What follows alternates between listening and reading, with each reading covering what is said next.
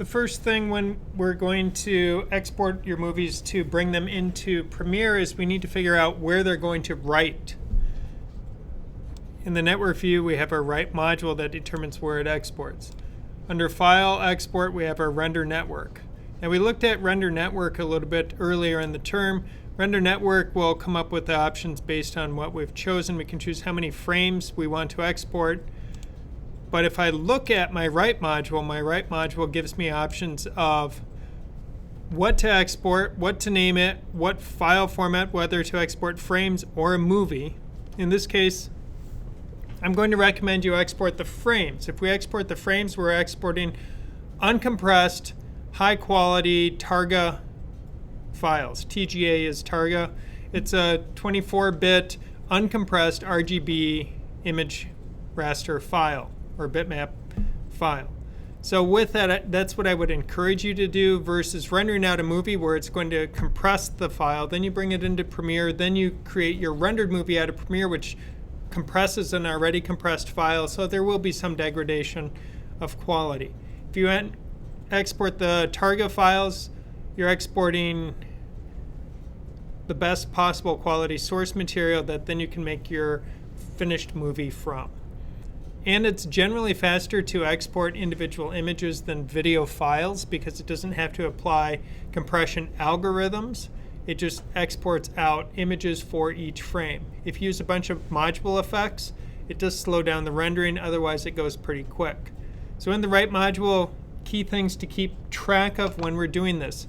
Where is it going to default the export to? So you can choose that folder. By default, it will put it in the frames folder, which is contained inside the project folder. So in my project folder where my anim file and everything else is, it will default to the frames folder. If you want to send these files somewhere else, which I would recommend that you do, then you need to choose it now. So on my desktop, I made a frames folder in which I want to put that. So I will choose that. You can also rename it. I've already renamed this because I was doing a test earlier. Otherwise, it comes up with a name of final. I don't want that. I want to name this cowboy because it's the cowboy arm, so that's what I'm working with there.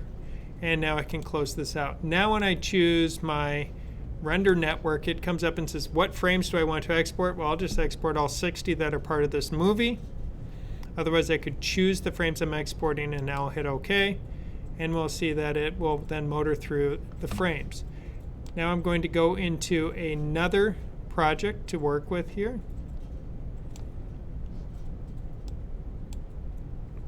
In this other project, I'm going to go into my write module. I do want to add a color card in here because this one didn't have a color card yet, so wrong option there. And white is so minimal. Let's get just a different color going on. Send a nice blue. That'll work. So now if I go into my write module, I want to choose. So make sure the name, this one is my legs. I'm going to choose where I'm putting it. Go to the desktop to that frames folder. You can see here's all the Targa files it made of my cowboy arm. Now I will close this. File, export render network. Hit OK. Done. Now I'm going to export one more. So I'm going to open up the lip sync. Now this one will be a little bit slower because on this one with the talking face modules, a blur has been applied, refract has been applied. So combining these different effects into it, unfortunately I was closing files and didn't save the burning flames that I did as part of the demo. I didn't actually save that. I closed it and then went, oh shoot, I meant to save that. So I don't have those cool burning flames, but that's all right. So I'll go into my write. I'll leave that. I changed the name. I'm going to choose where I want it. I'm going to stick it into the frames folder on the desktop. Choose that. Targa, that's fine. Close. Now, during the export, we will see that this one will render out. Now, the project is 153 frames long. My artwork stops at 140. So I'm going to change and say export only selected frames and go through 140. And now this we can see is running a little bit slower because it's actually having to render out these different effects. Now that the renders out of Animate Pro are complete, we can close out because that part is done. The next thing that we want to do is go into Premiere. Now when Premiere comes up, launches reasonably fast.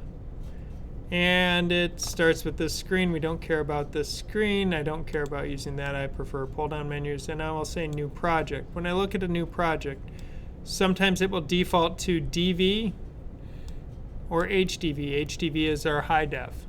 So if we want it to be high def, which we do, then we need to choose HDV as our capture format. That's going to then give us a project that's working correctly. It's important that right now you make the decision of where is your project going to be saved. It's defaulting into the user document folder, and then there's an Adobe Premiere folder, version 8, where it's going to default. Well, we don't want it there. We want to put it into somewhere that we have control of that's not frozen by deep freeze. So I'm going to choose my desktop folder where I saved all my artwork, and I will put it there. That means all of my asset files and the project file are all in one location. I could make a new folder for it, and then I could put the asset folder with all my images into it. Key thing about Premiere, any assets that you use, you need to keep them with the project folder because the Premiere file points to source assets. Those assets are not embedded into it. So if you don't keep track of them, you will lose them. You'll open it up and it will say media offline. So if you go download some assets, leave them on the desktop, you import them, you're like, oh, look, they're in my project, it's good. You come back tomorrow, they won't be there. Make sure you keep track of your assets. Critical. So I'm going to put it in that folder. I have HDV selected, I'm good there. Now I'll hit OK. And I get an interface that comes up and looks like this. So here's my project waiting for me to do something. And I forgot to name it, so my project's called Untitled. I really should have named it. Oh well. My timeline will be down here. I don't have a timeline yet. And my timeline I work with is called a sequence. That's important because when I try to create something new, we'll see we don't have timeline as an option, but we do have sequence because everything you're making is a sequence of images. So to import, I can right-click and choose import. I can file, I can choose import, or I can double-click, and that's the same as choosing input. So if I want to pull in my cowboy, I can click on the first one and check the box where it says image sequence, and it will go, oh, I bet all of those with the same name belong together. I'll be like, yep, they do. And we can now see there is my cowboy. To fix this, it had a little glitch, repeating the process. Double click to import media, choose the first image in your image sequence, make sure image sequence is checked. It will grab all same named items. In this case, it will bring in 2 seconds worth of animation. We can see when I scrub over it, it's moving across the timeline. There it is. Now I can bring in my next element. After the cowboy, I have my demon head, choose import. And there's the demon head. Do it again. This time we'll go grab the legs down here. Grab the first leg, image sequence, hit import. Now we have our 3. One thing about these sequences is each one of these, we know they're all the same size. They all have the same configuration because they all came out of Animate Pro, and I didn't change any of the core settings when I was working with the project in the beginning. So any one of these is suitable for creating a new sequence or a timeline. So to work with it, if I take and drag down to my timeline, it will create a sequence for me that in my program window, it gives me the preview of the finished animation, so we can see there it is. Now that sequence, we can see that it has a different icon on it. And the icon on it indicates it's a sequence, where we can see up here that shows me, or I mean that it's a sequence versus just the collection of images, as we see is happening in each of these. If I want to rename this, I can do that as well. And I'll call it main timeline. All right. We can have as many sequences that make up a project. We can combine sequences in, so we can have subsequences. So I can make a sequence for each one of these, then combine them together, or I can just take these image sequences and I can drag the next one down. I can drag the next one down as we look at it. Now, it's all kind of small in the timeline there. I can drag this over to shrink it. And now we can see if I scrub here, hit the space bar, that's the same as play, then we can see the talking face, and then I will see the legs walking. That's the base way of getting your different scenes together inside inside Premiere. Now, we will remember that the face had dialogue with it. Well, if I double click down here, I'm going to go into the folder, into the Animate Pro folder, and there in my audio subfolder, there is that voice file that I used. So I can import that into my project. I can drag that down into my timeline. Now, you may notice that that particular piece of audio, well, happens to be longer than what we need. The good part about this is I can trim it very easily, or you can go and grab, I can go find the endpoint, and I can just pull back, and it will snap to that point. So I can drag it down to shorten it, and now it will just play the audio. At this point, I really do have no... And because this audio was set at frame 1, my animation was set at frame 1, they're already perfectly in sync.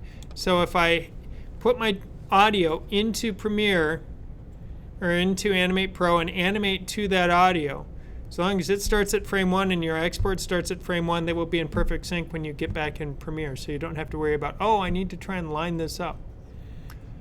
Now, if you don't drag it, you can always use the razor to trim it, then click back and hit delete, and that trims it. That gives you it's the same result. Two ways, same thing. Decide what method works for you, because you can do the same. You can even go into your video layer and you can trim it and get rid of things, slice and dice to your heart's content. So it's really pretty straightforward to do the basic editing as you are working with the project here. Just going to mute the audio so you don't hear it while I'm scrubbing it any longer. But as we look here, we can see now I've been able to fit everything together. Now, if I want this audio to be tied to that scene, we can also link them together so that if I move one and move one, we can see how the audio and the video are moving with each other. So they are now linked together. Be the same way if I imported a video file that had audio as part of that movie file. By default, a video with audio will be linked to its audio. So when you move the video around, it moves the audio to try and keep them lined up. But when you bring them in separately, you will sometimes have to manually build that link between them. After your stuff is contained, now if I wanted to change the order of clips, I could certainly move things around. I could adjust it if I want to put a gap between, because I know it's like, okay, I have a second of blackness. Okay, well, we can do that too. It's all good. You can do it however you want. I'll let you figure that one out. You can also put things in different video layers if you want. That's fine. If And we'll look at some of the other video transitions we can work with in a moment. But next we're going to look at doing the titles. For the titles, you'll notice that there's a title pull-down menu. You can choose new title and you can choose what kind you want. It really doesn't matter which one you choose because you can change it in the title properties to be in any of the three, whether it's a still title, a rolling title, or a crawling title. And we'll see what the differences are in just a moment. So I can choose it that way.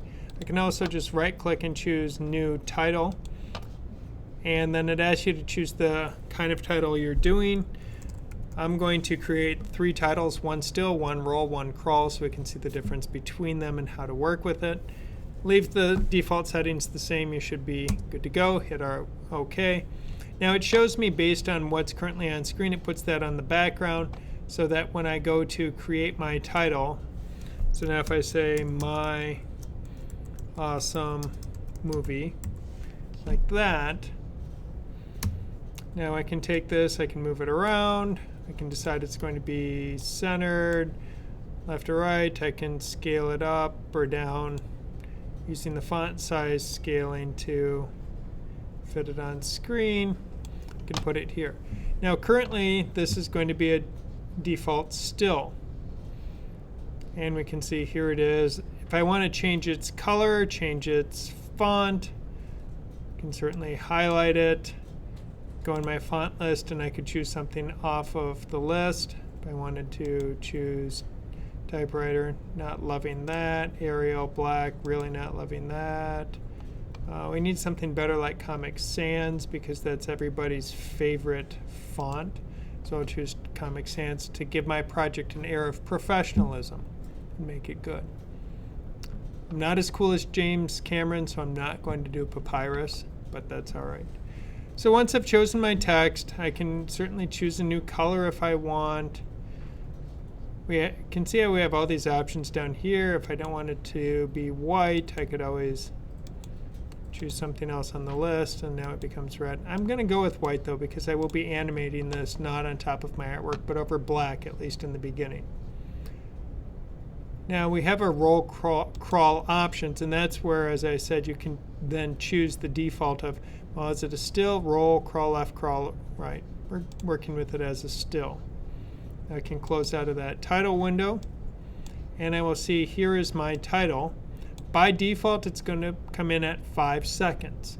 We can modify that as we see fit. Now we can see there's 5 seconds, and we can see the title has no background. It sits on top of my existing artwork. So I will want to move all of these out. If I want my title on screen for 5 seconds, I can leave it. So 1, 2, 3, 4, 5, and then we go into that. Well, that's not that exciting, and 5 seems really long for looking at a still title.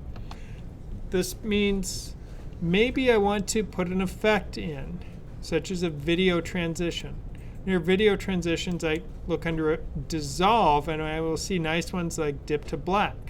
If I take Dip to Black and drag it out onto my title, you can see how it turns green at that end, and it turns green at that end. So if I take my title and put it out here, now if I start at the beginning and hit space, we can see how it fades in. If I want it to fade out before going to my title, then I can drag out to it as well, and now we can see it will fade out and then go into my movie. So that allows me to fade it out. If I want that transition to be faster or slower, I just go to the edge of it and drag it to make it longer or shorter. So if I want it if I want that transition to take longer to come up on screen, so it fades in a little bit slower. Okay, now we have that. Fades out. We have then the legs going. That also means if I wanted my artwork to start out and fade in, with a 2-second scene length, might need to shorten this fade because we're missing most of the animation. So I may need to make that a faster fade up from black. So now we can see how it goes much faster. but that makes it a little bit smoother than giving us that hard boom, it cuts and there it is. So you may want to do dissolves where it dips to black and dips up from black between scenes as your editing style. Or you may want to do hard cuts where it goes from one scene to the next to the next. When you're changing location, it can often be beneficial to do the dip to black and then dip up from black. But when you are within a certain location, so you're having different shots that you animated differently, but it's all in the same location or same scene,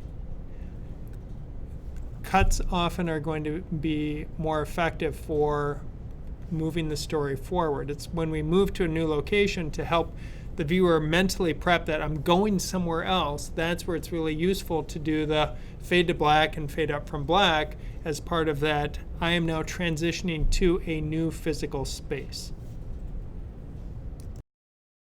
If I want to do cross dissolve, I can drag it out. It will get grumpy and say there's not really enough frames to do it effectively, but we can see how now it's fading one into the next.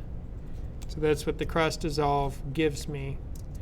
So if you want one shot or one scene to fade from one to the next, you don't have to stack them on top of each other and then do transparencies.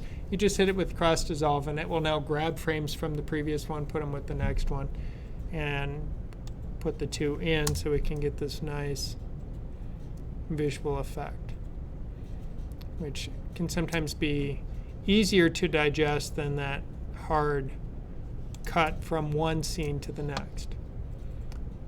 You may want to dip to white instead of dip to black. That's fine too.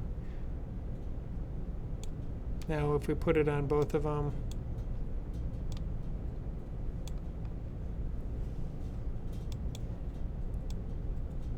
so it goes to white and then we move to the next one. So we can see how we're able to do these different dissolving effects or video transitions. If I want to add in another title, this time I'm going to do a crawl.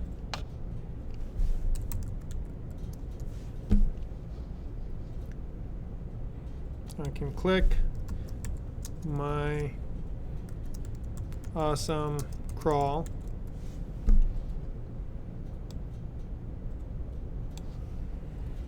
If I hold down Command, it gives me the arrow that I can move my text on screen.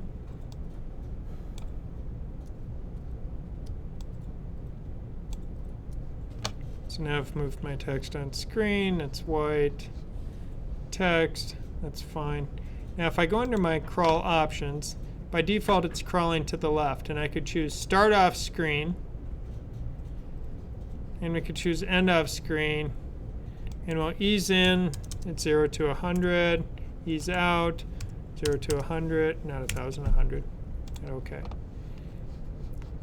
Close out of my title. Go to my project. There's my crawl. We can see this is, it crawls left. When I scrub over it, it shows me it. So I'll stick it out here. Here's my crawl. Get to the end. Hit play. Crawls in. Crawls out. Now if I want to modify that and say, well, I don't want to end off screen, I'll just have it crawl in. So now if it crawls in,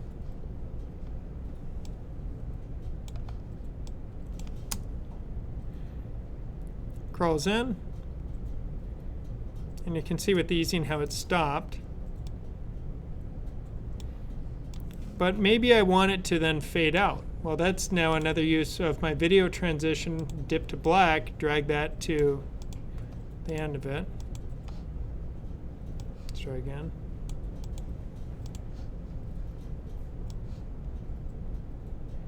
Okay, got to get all the way to the end. Now we'll see it fades in, and then it's going to fade out. So maybe that's how you want your some text. Maybe you have multiple title text pieces, so you crawl it in, fade it out. Usually you do the fade up from black, fade out to black. You don't crawl.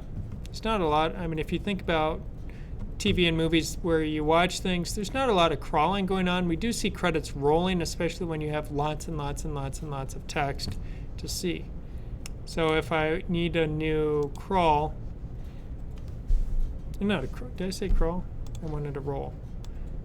New roll. So in my roll, now I can click and produced by John McCaffrey, written by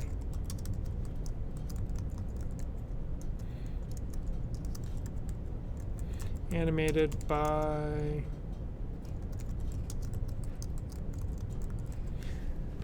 so right now it's left justified. We can right or center it.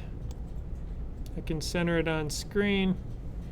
Now I can just put the text here, go to my options, say start off screen, end off screen, it's going to roll. Now I can close my text, look in the project, and if I scrub over it, we'll see how it's rolling. Now the speed of this animation is going to be based on how much content you have, and by default it comes in at, again, 5 seconds. Now if you can't read it when it goes by because it's going too fast, you need to extend this out. If it's taking too long, you can shorten it. Now when I do that, we can see now it goes much faster. So if I want it to look like weekend television where they take movies and TV and shrink up the time slots so that they can show more commercials, then we can make our credits go by in that illegible super fast mode. For a professional project where you want it to be considered seriously, you don't do that. And you make it go slow enough that we can read it, but not so slow that we're getting bored. If you try and read from the right, don't read left to right, but read right to left.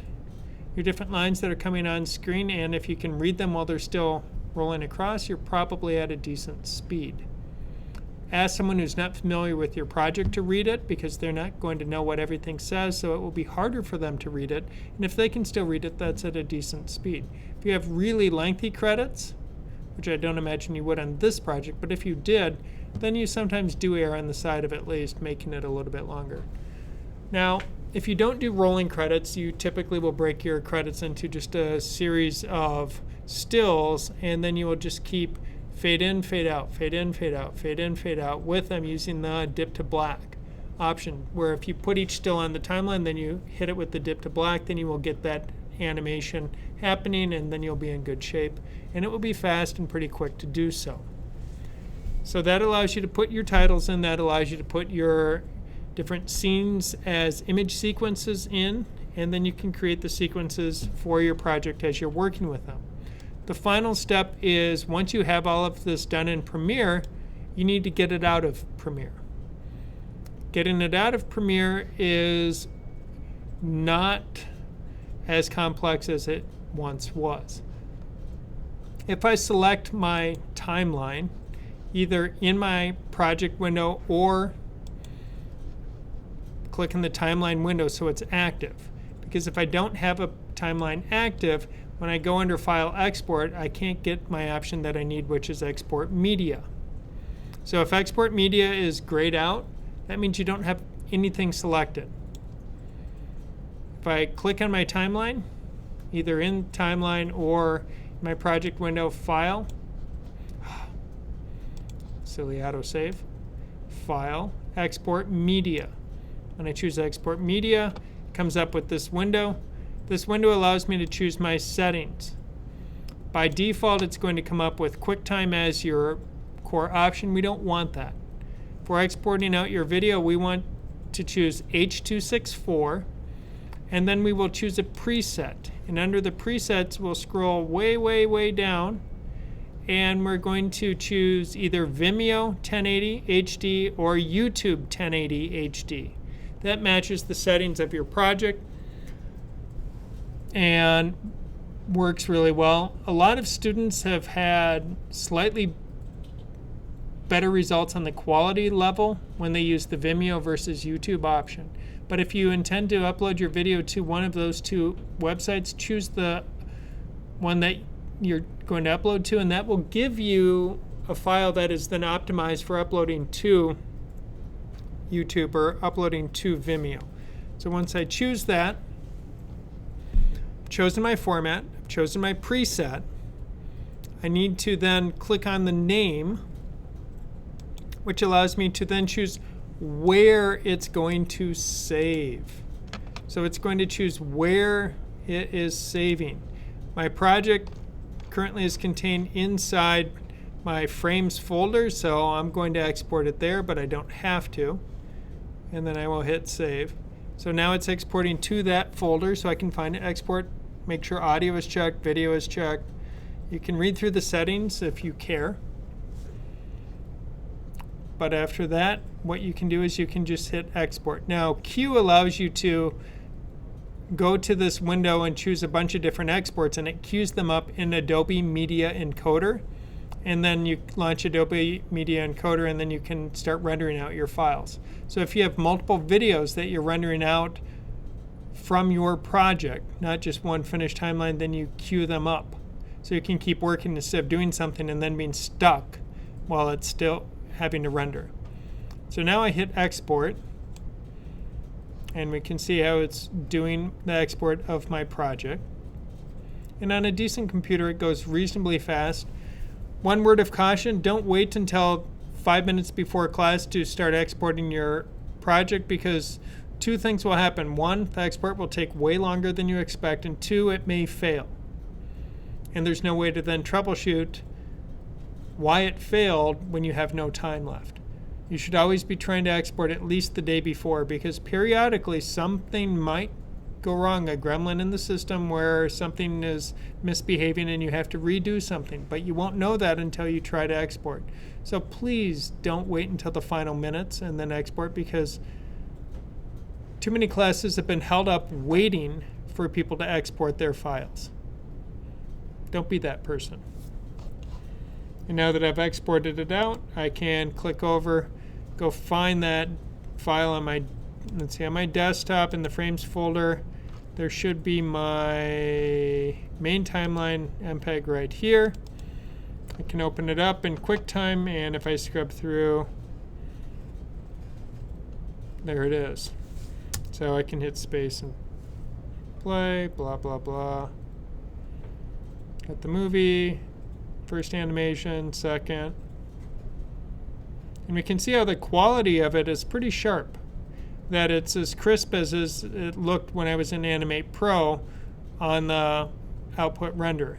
And we can see those rolling credits are a wee bit too fast.